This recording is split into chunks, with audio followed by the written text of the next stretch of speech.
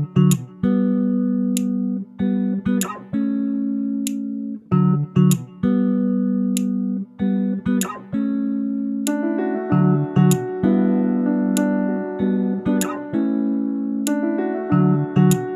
Guys, welcome back to my YouTube channel और आप सबका स्वागत है। लास्ट वीडियो में हमने डिस्कस किया था पीसीओडी। पीसीओडी है क्या और पीसीओडी को हम कैसे पहचान सकते हैं या उसके क्या क्या कारण हैं, ये हमने लास्ट वीडियो में देखा था। अगर आपने उस वीडियो को नहीं देखा है तो ज़रूर देखिए, क्योंकि आज हम जो समझने वाले हैं उसके क्या क्या सिम्टम हैं, क्या क्या लक्षण हैं, क्या ट्रीटमेंट होता है और क्या डायग्नोसिस होता है, हम उसको कैसे पहचान सकते हैं कि किसी भी फीमेल्स के अंदर पीसीओडी जैसी कोई समस्या है। तो अगर आज का वीडियो आप देखने वाले हैं तो इसके पहले पीसीओडी पार्ट फर्स्ट को जरूर देखें, क्योंकि अगर आपने उसको देखा नहीं तो आपको समझ में नहीं आएगा कि पीसीओडी है क्या। तो आज हम बात करेंगे कि पीसीओडी कि जो पेशेंट है, फीमेल्स हैं, उनमें क्या क्या लक्षण दिखाई देते हैं या क्या क्या सिम्टम लेके हमारे पास आ सकते हैं, क्या क्या समस्याएं उसको हो सकती हैं, तो वो ये लगा सके मन में कि हमको पीसीओडी जैसी या पॉलीसिस्टिक ओवेरियन डिसीज जैसी कोई समस्या है। तो सबसे पहले बात करते हैं इसके सिम्टम की।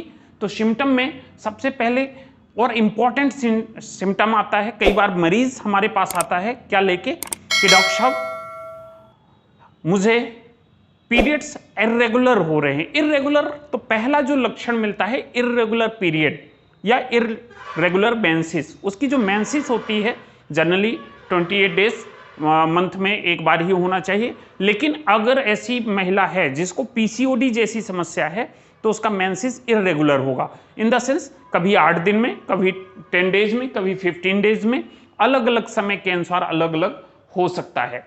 ठीक है, इसका मतलब क्या है कि जो उस फीमेल की ओवरीज हैं वो ठीक से काम नहीं कर रही हैं। देन उसका जो एंड्रोजन हार्मोन है, उसकी बॉडी में जो एंड्रोजन हार्मोन है वो क्या कर रहा है, सिस्ट का फॉर्मेशन कर रहा है या गठान बना रहा है, जिसके अंदर क्या है, फ्लूइड का कलेक्शन हो रहा है।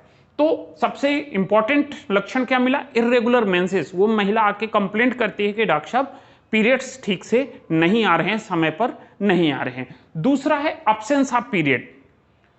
ये भी बहुत इंपॉर्टेंट है। कई बार कई महीने गुजर जाते हैं, 5 महीने, 6 महीने, 7 महीने या 10 महीने तक भी गुजर जाते हैं और वो महिला आके कहती है कि डॉक्टर साहब मुझको पीरियड्स आते ही नहीं हैं, बंद हो गए, पिछले 7 महीने से बंद हैं। ठीक है, तो ये क्या है, एब्सेंस ऑफ पीरियड्स। क्यों?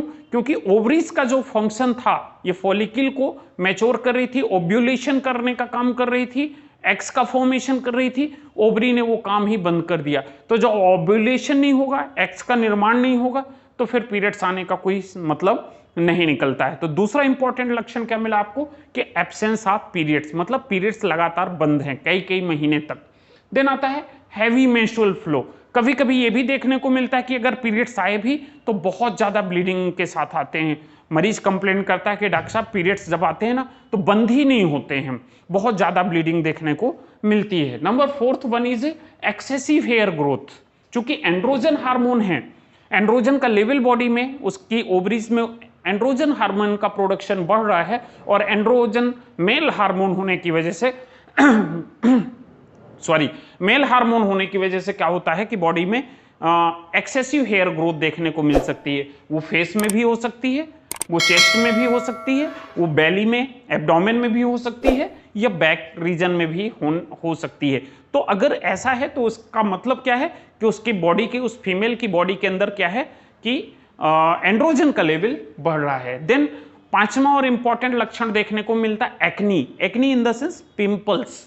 ठीक है, उसकी बॉडी में क्या हो रहे हैं, फेस में क्या हो रहे हैं, पिंपल्स देखने को मिलते हैं, रैशेस देखने को मिल सकते हैं। फिर बात करूं कि स्किन का जो कलर है वो कैसा हो रहा है, डार्क कलर का, डार्क कॉम्प्लेक्शन का हो रहा है, स्पेशली नेक, गर्दन में, ठीक है, अंडर द ब्रेस्ट के आसपास के एरिया में या फिर ग्रोन रीजन में उसका जो कलर है डार्क होता चला जाता है। देन एक और इंपॉर्टेंट लक्षण मिलता है स्कैल्प में जो हेयर फॉलिंग का, कि जो सर के बाल हैं वो क्या हो रहे हैं, हेयर फॉल हो रहे हैं, लगातार गिर रहे हैं और कभी मरीज आके बोलता है कि बंचेज में निकल रहे, गुच्छे के गुच्छे निकल रहे हैं, ये भी देखने को मिल सकता है पीसीओडी के अंदर।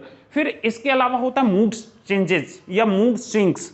तो मूड चेंजेस क्या होता है कि पेशेंट को अगर आप वॉच करेंगे तो थोड़ी देर वो खुश रहेगा, उसके अंदर एक पॉजिटिव एनर्जी दिखाई देगी, और थोड़ी देर में क्या है वो दुखी हो जाएगा, सैड हो जाएगा, या अभी खुश था थोड़ी देर में इरिटेट हो जाएगा, झगड़ा करने लगेगा, ठीक, फिर थोड़ी देर में फिर वापस खुश हो जाएगा। तो ये होता है मूड चेंजेस। तो ये भी क्यों हो रहा है कि हार्मोनल डिसबैलेंस हो रहा है बॉडी के अंदर, इस वजह से उसके मूड में चेंजेस देखने को मिल सकते हैं। फिर बात करें इंसुलिन रेजिस्टेंस। इंसुलिन रेजिस्टेंस, जैसे मैंने कारण में बात करी थी कि बॉडी में अगर इंसुलिन का रेजिस्टेंस होगा तो इससे क्या होगा कि बॉडी के अंदर इंसुलिन का लेवल बढ़ना शुरू हो जाएगा। क्यों?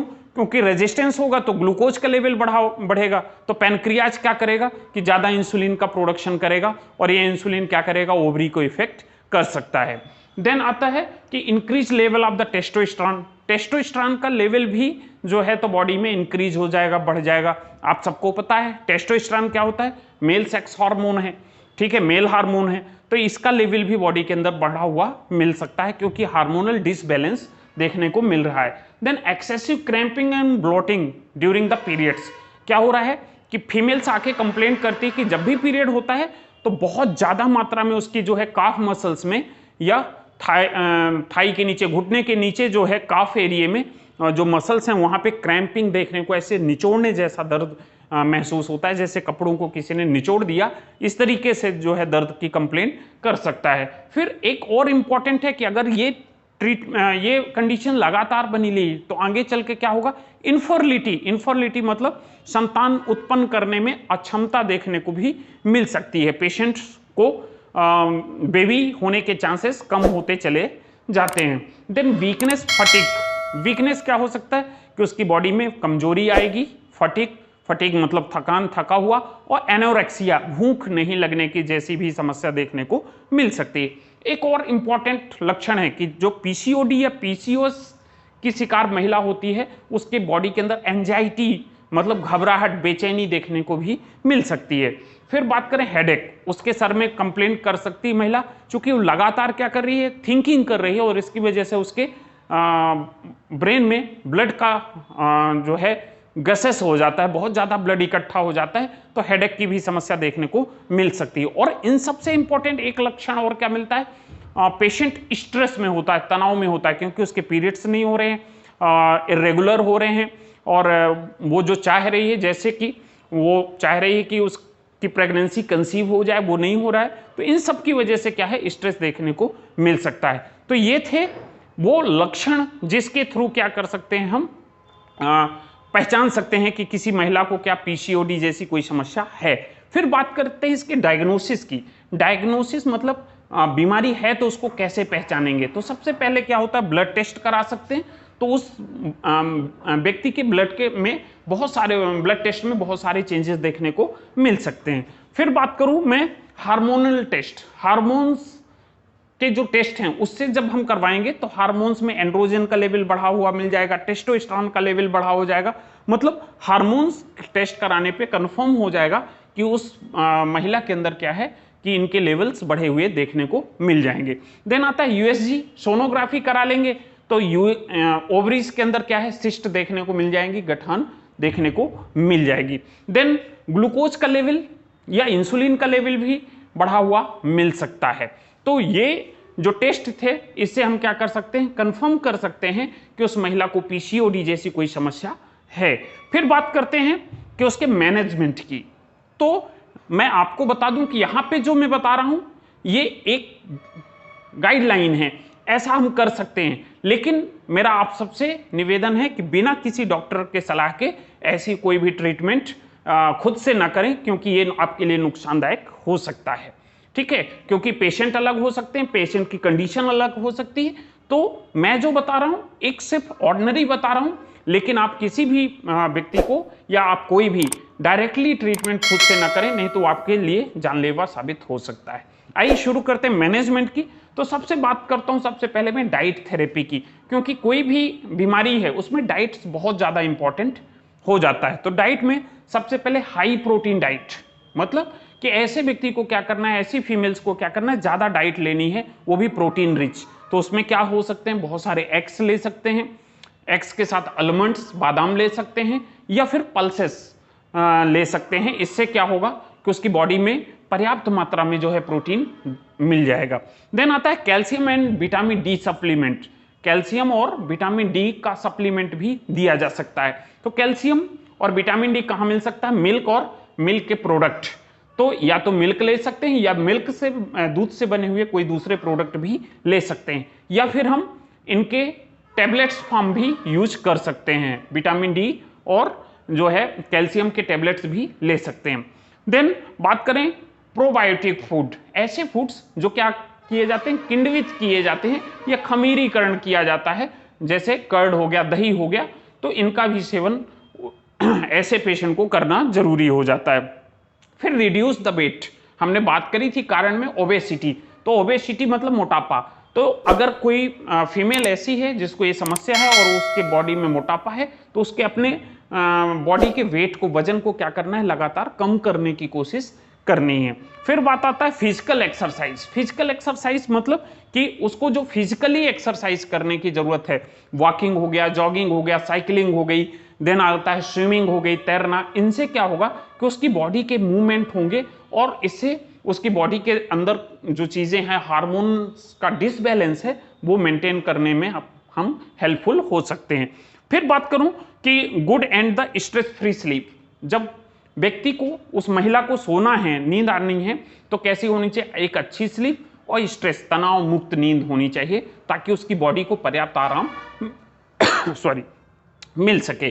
फिर आप क्या कर सकते हैं कि ये सारे हार्मोन्स को कंट्रोल करने के लिए बर्थ कंट्रोल पिल्स या कंट्रासेप्टिव पिल्स का भी उपयोग कर सकते हैं, जिससे क्या होगा कि पीसीओडी के लेवल को कंट्रोल करने में हेल्प मिलेगी। देन कुछ टैबलेट्स हैं, तो टैबलेट्स में क्या क्या हो सकती हैं, क्लोमिफिन जैसी टैबलेट्स हो सकती हैं। क्लोमिफिन क्या करती है, इन्फर्टिलिटी के लिए जो है तो जनरली दी जाती है। इसके बाद लेटिजोल्स के अलावा मेटाफॉर्मिन्स, देन आर्टिटेक्ट, ये क्या होता है, वेट लॉस करने के लिए दी जाती है। देन स्टाइलिन क्या होता है, जो हमारी बॉडी के अंदर या फीमेल्स की बॉडी के अंदर बैड कोलेस्ट्रॉल लेवल है, उनको कंट्रोल करने के लिए दे सकते हैं। तो ये थे ट्रीटमेंट। तो आपको सबसे इंपॉर्टेंट क्या है कि हम किसी व्यक्ति को पहचाने, किसी महिला को पहचाने जिसके अंदर पीसीओडी है। तो पीसीओडी में हमने देखा कि पीसीओडी क्या होता है और उसके क्या क्या कारण हो सकते हैं। यहाँ पे हमने डिस्कस किया कि क्या क्या लक्षण लेके मरीज हमारे पास आता है, हम उसको कैसे डायग्नोसिस कर सकते हैं, कैसे पहचान सकते हैं, और हम क्या उसको मैनेजमेंट दे सकते हैं। तो ये जो वीडियो था, ये अगर आप वॉच करेंगे तो आपको पीसीओडी या पीसीओएस के संबंध में सारी जानकारी यहाँ पे मिल जाएगी। निश्चित है ये वीडियो आपके लिए यूजफुल होगा। सो थैंक यू, मिलते हैं नेक्स्ट वीडियो के साथ।